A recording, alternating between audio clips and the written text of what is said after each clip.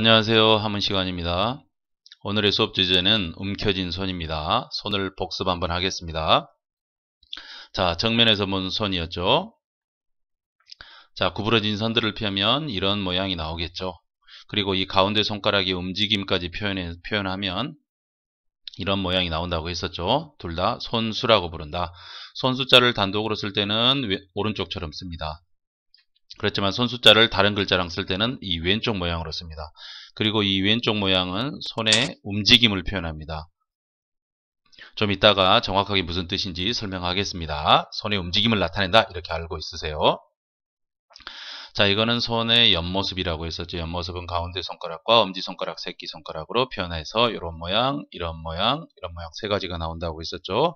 오른손이면서 손우 또는 또우라고 한다. 미리 알아둘 한자 살펴보겠습니다. 자, 이거는 여러분들 다 알겠죠? 그렇죠. 나무목이었죠. 나무목. 자, 그 다음 이거는 그렇죠. 풀초자였죠. 풀초. 풀초자는 열십자를 두 개로 쓴다. 그 다음에 세 번째는 그렇죠. 뭐였죠? 실사였습니다. 뇌고치에서 실을 뽑아서 자, 실을 꼬아서 실을 만들고 있는 모습이다. 라고 했었죠. 자, 그 다음 이거는 뭐였을까요? 그렇죠. 기억나나요? 자, 얼굴에 나 있는 수염이다. 털이다. 그래서 털 삼자라고 한다. 라고 했었죠. 털 삼자는 자, 이렇게 햇살을 나타낼 때도 쓸 수 있겠죠. 햇살의 모습을 표현할 때도 털 삼자를 쓸 수 있다. 한번 기억해 주십시오. 자, 시작해 보겠습니다. 자, 오늘의 주제는 요겁니다. 뭔가를 꽉 움켜잡을 때 이렇게 이 손의 모습. 자, 이런 모습이겠죠. 이 손의 모습을 어떻게 표현할 건가 이겁니다. 자, 움켜진 손을 한자에서는 어떻게 표현하나 한번 봅시다. 갑골문을 보면 이런 갑골문이 있습니다. 나무에 달린 열매를 손으로 꽉 움켜잡아서 따려고 하는 모습이겠죠.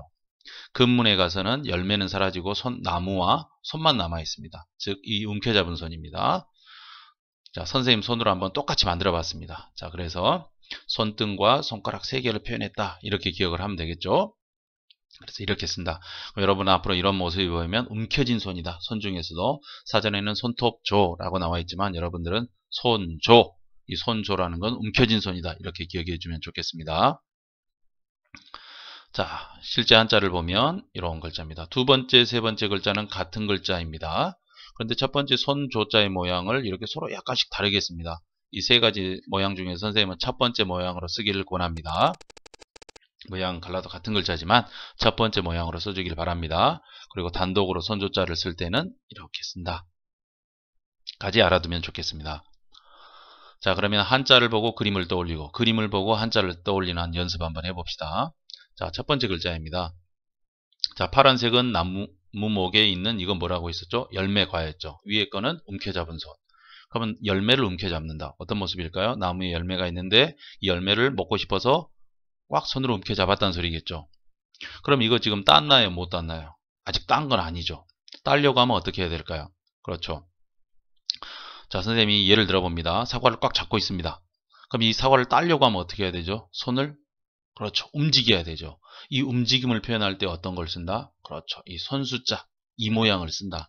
그러면 나무에 달린 열매를 손으로 꽉 잡은 다음에 그 손을 움직였다. 즉, 뭐 했다는 소리일까요? 땄다란 뜻이겠죠. 그래서 갑골문에는 이렇게 그려져 있습니다. 근문에는 이렇게만. 자, 근문에서는 열매가 사라져 버렸죠. 그러면 나무를 꽉 잡고 나무를 꽉 잡은 다음에 움직여 버린다는 뜻이겠죠. 그건 뭘까요? 그렇죠. 이렇게 나무를 꽉 잡고 움직여 버리면 그건 뭐가 될까요? 산삼을 발견했어요. 그 산삼 나무를 꽉 잡은 다음에 움직였다. 이럴 때는 우리가 땄다라고 하지 않고 뭐라고 하죠? 산삼을 캐다라고 하죠. 그래서 같은 글자인데 따다채로 볼 수도 있고 열매를 잡았으면 따다채, 식물 그 나무 자체를 잡았으면 캐다채 이렇게 두 개로 볼 수 있는 글자입니다. 자, 그러나 바탕채로 쓰면 이 손조자 모양이 좀 이렇게 나오지만 여러분은 이 위에처럼 쓰면 좋겠습니다. 그래서 따다채 또는 켈채, 채집 생활할 때 말하는 겁니다. 자, 이 여자아이가 뭐하고 있죠? 지금 고추를 따고 있죠. 근데 여기서는 따는 그 동작이 궁금한 게 아니라 이걸 너 뭘 따고 있니? 이 꼬마이가 저 고추 따고 있어요. 한자에서는 모든 먹는 야채는 뭐라고 한다? 풀이라고 합니다. 풀 중에서 먹는 풀이겠죠. 그래서 나는 고추 따고 있어요. 고추라는 풀을 따고 있어요. 그래서 위에 풀초자를 써주면 이건 뭐가 된다? 그렇죠. 나물채, 우리가 먹는 야채, 나물을 의미하는 거겠죠. 그래서 근데 여기 보면 자 이번에는 또 우리가 쓰는 모습하고 거의 일치하죠. 자 그래서 여러분 되도록이면 위의 모양처럼 써주면 좋겠다 이겁니다. 자, 이 사진은 어떤 사진인가요? 한 사람이 친구가 물에 빠져 있고 아저씨가 구해주고 있는 장면이에요. 구해주기 위해서 밧줄을 던져주는 장면. 자, 그걸 표현하면 이런 모습으로 표현할 수 있겠죠. 자, 물에 빠진 친구, 파란색 친구라고 생각하고 위에 빨간 옷을 입은 꽉 움켜잡은 아저씨, 가운데를 밧줄로 생각해 보면 되겠죠. 그럼 지금 이 아저씨가 구했나요? 안 구했나요? 아직 안 구했죠. 밧줄만 던져주고 그냥 집에 가버릴 수도 있겠죠. 구해주려고 하면 어떻게 해야 되나요? 밧줄을 잡아 당겨야 되겠죠. 잡아 당긴다라는 건 손을 움직인다는 거죠. 그럴 때 뭘 써준다? 이걸 써준다. 그러면 물에 빠진 친구에게 줄을 잡아든 중에 꽉 잡은 손을 잡아 당긴다.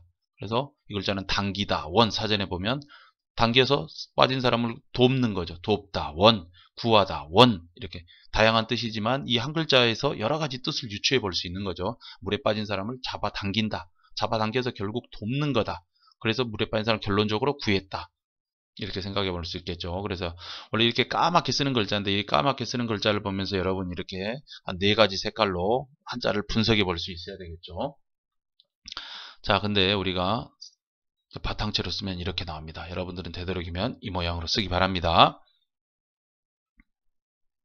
자, 두 사람이 있습니다. 이 사람이 생일인가 봅니다. 그래서 남자친구가 여자친구에게 선물을 주고 있는 장면이죠. 자, 남자친구가 선물 상자를 꽉 잡은 다음에 여자친구에게 주는 거죠. 이 모습을 어떻게 표현할 수 있을까요? 자, 이 분홍색을 일단 선물 상자라고 생각해 봅시다. 선물 상자를 꽉 잡은 다음에 밑에 그걸 받으려고 하는 손이죠. 그럼 이 두 개 중에서 어떤 게 주고 어떤 게 받는 걸까요? 여러분, 이 움직이는 손이 있는 게 주는 걸까요? 움직이는 손이 없는 게 받는 걸까요? 자, 한번 생각해 보십시오. 그렇습니다. 이게 받는 거고 이게 주는 겁니다. 받을 때는 꼭 손을 움직일 필요 없죠. 여러분 택배 받을 때 어떻게 하죠? 집에 없으면 택배 아저씨한테 현관문 앞에 두고 가세요 하는 거죠. 그렇지만 택배를 가져다 주는 택배 아저씨는 차에서 상자를 손으로 든 다음에 그걸 움직여서 집 앞에까지 가져와야 되죠. 그래서 움직임이 있는 쪽이 주다, 없는 쪽이 받답니다. 물론 갑골문에는 이렇게 손, 움켜잡은 손과 밑에 손이 있고 가운데 있는 이 분홍색은 뭐냐 하면 배입니다. 배. 우리가 타고 다니는 보트, 배. 그래서 아마 갑골문에서는 배로 물건을 실어고 와서 이 사람이 들어서 이 사람이 받고 배에서 아마 물물교환, 주고받는 모습을 나타낸 것 같습니다. 그렇지만 여러분들은 그냥 편하게 가운데 있는 거를 그냥 선물 상자다 이렇게 기억을 한번 해주면 좋겠죠. 그래서 선물 상자를 주고받다 이렇게 기억해 주면 좋겠습니다. 자, 과연 이렇게 까만색으로 보일 때 이렇게 색깔을 나눠서 여러분들이 연상할 수 있느냐 이런 걸 연습해야 되겠죠. 자, 한 사람은 주먹을 꽉 쥐고 때리려고 하고 있습니다. 한 사람은 몽둥이를 들고 둘이 싸우고 있는 장면이죠. 이 장면을 표현하면 어떻게 표현할 수 있을까요? 주먹을 꽉 쥐고 있는 윗사람, 몽둥이를 들고 있는 아랫사람. 뭐 하는 걸까요? 서로 그러겠죠. 싸우는 거, 다투는 거겠죠. 싸울 쟁, 다툴 쟁, 전쟁 할 때 그 쟁자입니다. 자, 물론 또 사전에 보면 이렇게 나와버립니다. 여러분들은 되도록이면 이렇게 쓰세요. 시옷 첫 번째, 시옷 두 번째, 시옷 두 번째, 시옷 첫 번째 짧게 기역, 빼기, 빼기, 일자 이렇게 쓰면 되겠죠. 싸울쟁, 다툴쟁. 한자에서 싸우고 다투는 모습이 더 실감나게 그려져 있는 글자가 있습니다. 뭐냐면 이겁니다. 싸움이 느껴지나요? 안 느껴지죠. 그러나 갑골문을 보면 느껴지나요? 색깔을 입혀보면 느껴지나요? 그렇죠. 이 파란색이 사람이 서 있는 모습이죠. 그 다음에 이 분홍색, 빨간색이 손이었죠. 손으로 상대방이 머리를 잡고 있는 거죠. 이거는 더 자세하게 표현하고 있죠. 머리에서 구체적으로 어디를, 머리카락을 잡고 있는 모습이죠. 마치 이런 모습이죠. 이런 모습. 두 사람이 막 머리를 붙잡고 싸우는 모습. 싸우고 있는 모습이겠죠. 싸울. 투. 자, 지금 이 손 모양이 마치 임금왕자처럼 바뀌어버렸죠. 그렇지만 여기서, 그러니까 지금 한자에서는 싸움이 별로 느껴지지 않지만 갑골문을 보면 정말 리얼한 싸움의 모습이다. 자, 싸울 2라고 합니다. 자, 한 발 더 들어가 보겠습니다. 자, 이거는 뭐죠? 자, 색깔을 한번 입혀보면 왼쪽은 아까 손으로 나무에 열매를 따는 거라고 했었죠. 오른쪽은 털? 그럼 딴 열매를 털로 닦는다? 일 수 있지만 이걸 빛으로 생각해 보면 이런 모습이겠죠. 이거를 햇살에 비춰보면서 뭐라고 하겠습니까, 여러분들? 아따, 이 귤 때깔 좋네. 그래서 이게 뭐가 된다? 빛깔채, 색깔 채자입니다. 우리 채색하라고 할 때 색깔. 그래서 딴 열매를 햇볕에 비춰보면서 아, 때깔 좋네. 이런 표현이겠죠. 자, 여기 같은 경우는 거의 일치하죠. 그래서 여러분들 꼭 손조자 모양을 이런 식으로 쓰기 바랍니다. 자, 이거는 뭘까요? 자, 좀 어려운 글자지만 분석을 해보면 왼쪽은 해일자, 오른쪽은 아까 물에 빠진 사람을 구하다, 돕다, 당기는 거죠. 자, 해가 도와준다? 뭘까요? 해가 도와주면 뭐가 될까요? 해를 땡기면 뭐가 될까요? 해를 구하면 뭐가 될까요? 자, 몹시 추운 겨울입니다. 사람이 부들부들 떨고 있어요. 이때 햇살이 나타나면 뭐 하는 걸까요? 그렇죠. 따뜻하게 해주는 거겠죠. 그래서 따뜻할 란. 우리가 집에 겨울에 보일러 틀 때 난방한다라고 할 때 그 따뜻할 란자를 이렇게 씁니다. 여러분들이 한자를 보면서 여러분 나름대로 생각을 한번 해봐야 됩니다. 하고 나서 기억해야지 무조건 기억하기에는 한자는 너무 어렵습니다. 생각을 한 다음에 그 다음에 기억을 한다. 이게 좋습니다. 자, 근데 여기도 보면 자, 꼭 여러분들은 이 손조자 모양을 이렇게 쓰기보다는 이렇게 쓰기 바랍니다. 이렇게. 그래서 따뜻할 란다. 자, 이 글자는 뭘까요? 자, 글자는 복잡해 보이지만 여러분들이 색깔을 입혀보면 다 알게 됩니다. 파란색은 물수, 오른쪽은 좀 전에 주먹진 사람, 몽둥이 든 사람, 싸우는 거, 다투는 거라고 있었죠. 그럼 이 두 글자가 합쳐지면 뭐가 될까요? 물싸움일까요? 물에 들어가서 막 싸우는 걸까요? 자, 선생님은 사전을 찾아서 뜻을 알고 있는데 여러분도 뜻을 먼저 한번 찾아보세요. 직접. 그리고 잠시 멈춘 다음에 한번 설명을 들어보세요. 자, 이런 겁니다. 싸웠으니까 당연히 얼굴에 막 피가 범벅이었겠죠. 그래서 이거를 물을 뿌려서 씻으면 어떻게 될까요? 그렇습니다. 깨끗할 정자가 됩니다. 우리가 집에서 쓰는 정수기 할 때 정자입니다. 물을 깨끗하게 하는 거. 정수기라고 할 때 깨끗할 정. 이렇게 글자를 생각해 보면서 외우면 뜻을 더 쉽게 외울 수도 있습니다. 꼭 여러분들 무작정 100번, 1000번 써서 외우지 말고 글자를 분석한 다음에 그 다음에 외우기 바랍니다. 자, 여기서도 마찬가지로 손조자 모양은 반드시 위에처럼 쓰다 이겁니다. 자, 선생님만의 한자풀이 한번 보겠습니다. 자, 이 글자 뭘까요, 도대체? 글자가 엄청 복잡하죠? 자, 왼쪽 건 풀을 청자랑 이제 싸울 쟁자까지는 알겠죠? 오른쪽 거, 자, 풀을 청과 다툴쟁이 만나면 고요할 정이 됩니다. 왜 고요하다가 될까요? 오른쪽은 실사와 구하다운, 당기다운, 돕다운. 이게 만나면 왜 느리다가 될까요? 선생님도 많이 생각해보고 있는데 여러분도 한번 생각해보고 꼭 공책에다 여러분의 의견을 써와서 한번 발표 한번 들어보겠습니다. 왜 풀을 청과 다툴쟁이 만나면 고요하다가 될까? 실사와 도원이 만나면 왜 느리다가 될까? 우리 완행열차 할 때. 우리 그 완행열차 할 때 완자입니다. 느릴 완. 자, 하나 더 보겠습니다. 자, 갑골문. 자, 우리가 설명했었죠. 지금은 2020년, 갑골문은 1600년부터 대략 기원전 1046년까지. 자, 이 갑골문을 쓰던 나라 이름이 상나라 또는 은나라라고 한다. 갑골문을 쓴 사람 이렇게 이게 거북이 배 딱지입니다. 바탕화면에 뭔가 글씨들이 그림 같은 게 그려져 있죠. 그리고 반대쪽을 보면 이렇게 까맣게 지져진 모양이 있죠. 자, 무슨 뜻이냐면 이거는 안쪽을 불로 지진 거예요. 자, 이 까만 자국이 있는 거를. 그럼 바깥쪽이 이렇자 모양으로 갈라집니다. 그럼 어디가 안쪽, 어디가 바깥쪽이다?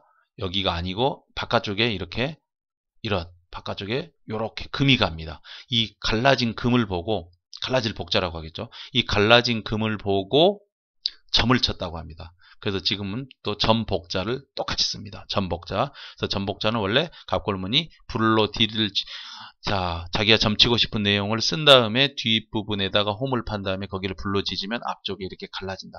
이 갈라지는 모양을 보고 점을 쳤다. 그래서 갈라질 복, 점복이라고 한다.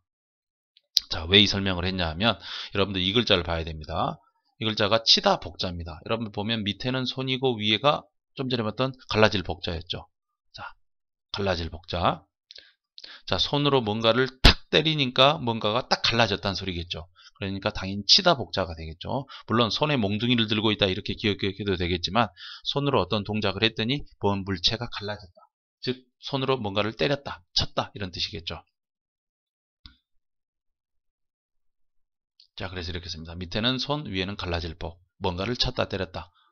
자, 밑에 거는 뭘까요? 똑같이 손이 있고 이거 있는데 이거는 갑골문을 보면 자, 손에 북채라든지 이런 뭔가 몽둥이 따위를 들고 있는 모습입니다. 꼭 이렇게 몽둥이만 있는 게 아니라 북채일 수도 있고 또 실로폰을 드는 실로폰채일 수도 있겠죠. 그래서 치다복과 몽둥이 수도 꼭 알아주기 바랍니다. 그리고 치다복자는 자, 주로 다른 글자랑 쓸 때는 이 오른쪽, 왼쪽 모양으로 씁니다. 왼쪽 모양. 자, 갈라질 복자 모양만 살짝 바꾼 거죠. 자, 이 부분만 살짝 사라진 거죠. 파란색에서. 똑같은 글자다. 똑같은 글자를 왼쪽처럼 쓰기도 하고 오른쪽처럼 쓰기도 한다. 라는 사실까지 오늘 하나 더 알아두면 손에 대해서 여러분들이 거의 다 알게 되는 겁니다.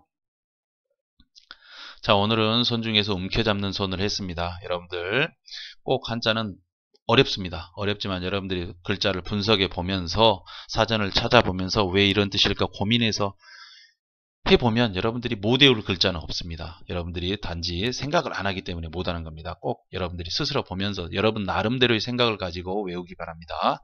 감사합니다.